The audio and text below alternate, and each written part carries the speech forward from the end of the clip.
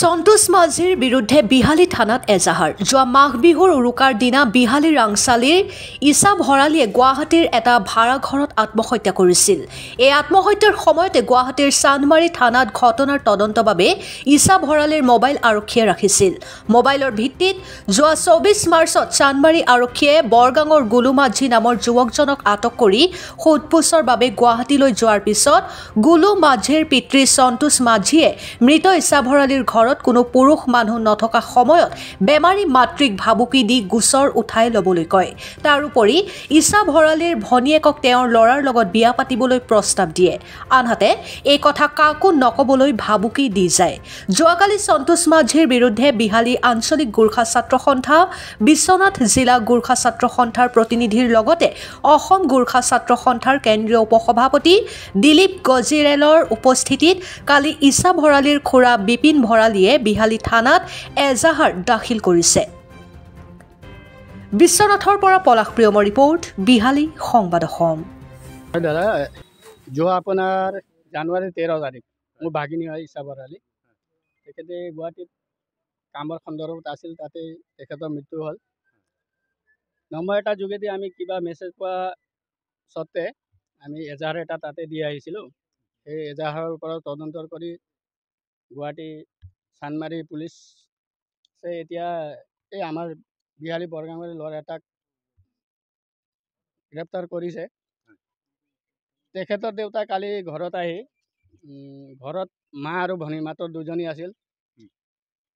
আমি জনামতে তেখেতে যি ধৰণে কথাটো ক'ব লাগিছিল সেই ধৰণে কথাটো কোৱা নাই। আহি ফটকছে বিশেষ আৰু বেলেগ কথা নকৈ চিধা সৰু ছোৱালী নাবালিক ছোৱালীজনীৰ কথা কৈ সেই ছোৱালীটো এনেকুৱা হ'ল, এই সৰু ছোৱালীজনী দিয়ক মই বিয়া পাতিম বুলি তেনেধৰণৰ কথা কৈছে। কথাটো পাই শুনি আমি বহুতেই দুখ পাইছোঁ।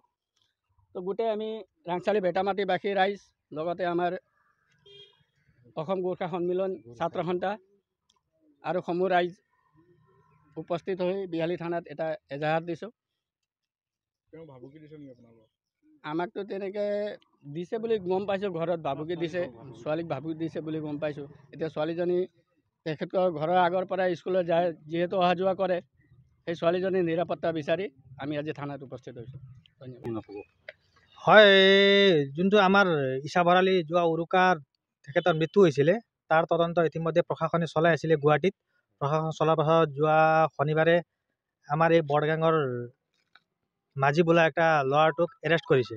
এৰেষ্ট কৰাৰ পাছত যোৱাকালি তেখেতৰ দেউতা, আমাৰ যোনটো ভুক্তভোগী পৰিয়াল, যাৰ ঘৰত আমাৰ পেৰেলাইজ এজনী মা আছে আৰু এজনী নাবালিক তাৰ ভণ্টি আছে, তেওঁৰ ঘৰত আহি পেলাই ওচৰ চুবুৰীয়া মানুহবিলাকক খবৰ নকৰাকৈ পটককৈ ঘৰত আহি পেলাই তেখেতে জোল নলগলাই ভিডিঅ' চিডিঅ' কৰি পেলাই তেখেতৰ যোনটো নাবালিক ছোৱালী আছে তেখেতক আকৌ বিয়া পাতিবলৈ প্ৰস্তাৱ প্ৰেৰণ কৰিছে।